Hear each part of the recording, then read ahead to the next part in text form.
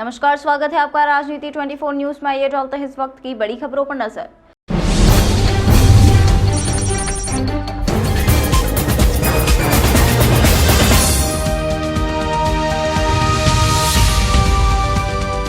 इंदौर शहर के ग्राम कलारिया में एक निंदनीय घटना सामने आई है, जहां जीतू पटवारी के कार्यकर्ताओं की गुंडागर्दी के कारण एक डॉक्टर को अपना अस्पताल खाली करना पड़ा एवं डॉक्टर के द्वारा अस्पताल के बाहर एक नोटिस भी लगाया गया।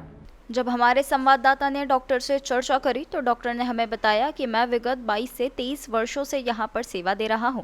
मेरे द्वारा कई कैंप लगाकर रहवासियों की सेवा की जा रही है, परंतु विगत 6 से 7 दिन पहले जीतू पटवारी एवं कांग्रेस के कार्यकर्ताओं द्वारा मुझे डराया गया और धमकाया गया और मेरे साथ बदसलूकी की गई, जिससे तंग आकर मैंने अस्पताल बंद करने का निर्णय लिया एवं फिर मुझे क्षेत्र के जनपद एवं सरपंच द्वारा बुलाया गया और मुझे आश्वासन दिया गया कि यह जो आपके साथ घटना हुई है यह दोबारा नहीं होगी। हम आपका पूरा साथ देंगे एवं प्रशासन से भी आपके लिए मदद की मांग करेंगे।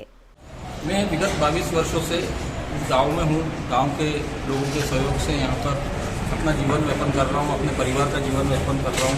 कुछ तथाकथित लोग जीतू पटवारी का नाम लेके मुझे बार बार धमकाते आए हैं। विगत सालों में भी 4-5 बार इस प्रकार से घटनाएँ हो गई है। क्योंकि मैं मंदसौर का निवासी हूँ, मैं अपने रास्ते जाता हूँ, परंतु मेरी भी कुछ विचारधाराएँ होती हैं। मैं किसी से यहाँ पर किसी से राजनीति संबंधित बात नहीं होती है कि इधर वोट देना उधर देना, पर चूँकि मैं भाजपा जिला चिकित्सा प्रकोष्ठ का दायित्व भी है मेरे पास, तो वो लोग मुझे टारगेट करते हैं, हमेशा से मुझे धमकी देते हैं कि हम तेरे को मरवा देंगे। रात को दारू पिला किसके द्वारा धमकी दी जाती है आपको?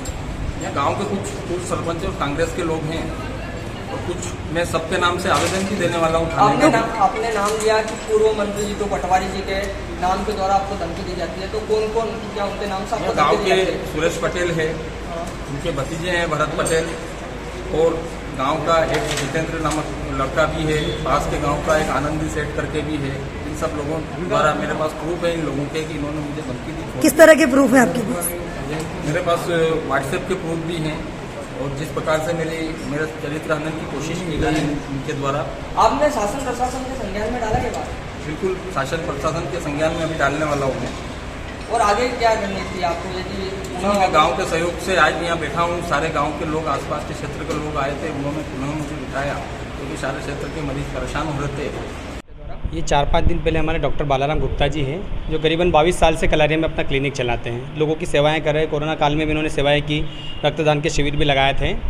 तो इनको घर बुला करके धमकाया गया, क्योंकि कहीं ना कहीं भारतीय जनता पार्टी की विचारधारा से ये लोग जुड़े हुए हैं, चिकित्सा प्रकोष्ठ के संयोजक भी थे।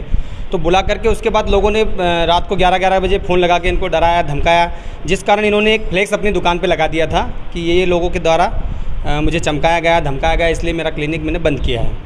5-6 दिन के बाद आसपास के गांव के लोग और हम सब लोगों ने मिलकर, भारतीय जनता पार्टी की पूरी सरकार, पूरी पंचायत, सब ने मिलकर ताकत से डॉक्टर साहब के साथ खड़े हैं और आज इनका क्लिनिक हमने खुलवाया है और पूरी ताकत के साथ हम डॉक्टर साहब के साथ खड़े हैं। इनको किसके द्वारा धमकी दी जा रही है? ये कांग्रेस पार्टी के कुछ लोग हैं, कुछ कार्यकर्ता है, 2-4-6 लोग हैं जो डॉक्टर साहब ने भी बताया था, उनके द्वारा इनको धमकाया गया। मेरे पास 6 दिन पहले हमारे जनपद सदस्य रविंद्र भाई ने बताया कि जो हमारे डॉक्टर साहब है बालाराम गुप्ता जी, उनको हमारे गांव कलारिया के जो कांग्रेसी नेता और उनके कार्यकर्ता है, उनने धमकी दी घर बुलाकर कि जो है आप हमारा काम करो। अब भारत देश लोकतंत्र से चलता है, बाबा साहब अम्बेडकर जी के संविधान से चलता है। सभी अपनी विचारधारा रखने के लिए और अपनी विचारधारा से चलने के लिए स्वतंत्र हैं। चूँकि डॉक्टर साहब चिकित्सा प्रकोष्ठ के संयोजक हैं, तो स्वाभाविक है उनकी विचारधारा बीजेपी की।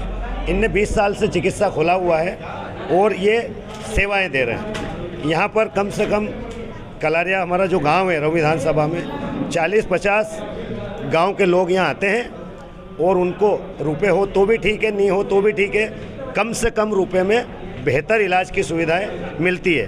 तो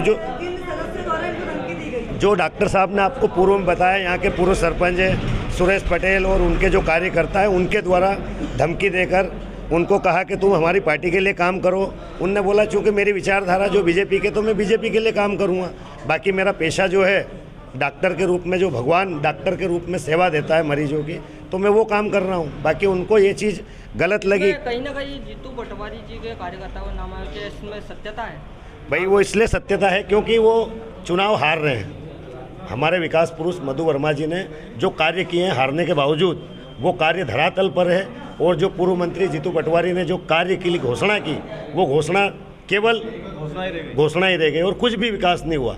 तो निश्चित रूप से उनकी बौखलाहट और जो हार रहे हैं वो इस तरह के निम्न स्तर के कार्य, जिनका कोई स्तर नहीं, ऐसे स्तर के कार्य, वो जो डॉक्टर साहब भगवान के रूप में जो मरीजों को सेवा दे के सबको अच्छा कर रहे कम रुपए में, उनके साथ करा, उस घटना की हम बहुत कठोर शब्दों में निंदा करते हैं। और पूरा भारतीय जनता पार्टी परिवार, हमारे जिला पंचायत सदस्य और हमारे पूरे एससी मोर्चा के कार्यकर्ता, हमारे पार्टी के वरिष्ठ नेता, हमारे मधु वर्मा जी और रऊ विधानसभा और पूरी भाजपा परिवार उनके साथ है।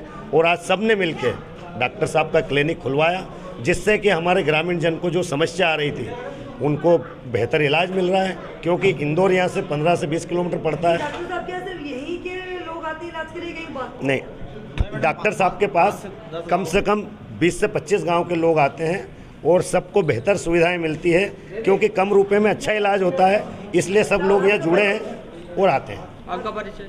मैं जगदीश राजकमल, अनुसूचित जाति मोर्चा भाजपा का मेरे पास दायित्व है और अखिल भारतीय भलाई महासंघ से समाज में भी रऊ विधानसभा का अध्यक्ष के नाते मैं बयान देता हूं कि इन कांग्रेसियों की जो मानसिकता है वो बहुत निंदनीय है और भारतीय जनता पार्टी प्रचंड बहुमत से जीतेगी। आप धरातल पर काम करो, निश्चित तौर से आपको सफलता मिलेगी। आप ऐसी घटिया विचारधारा से काम करोगे तो निश्चित रूप से आपको हारना पड़ेगा। जय श्री राम, जय भीम।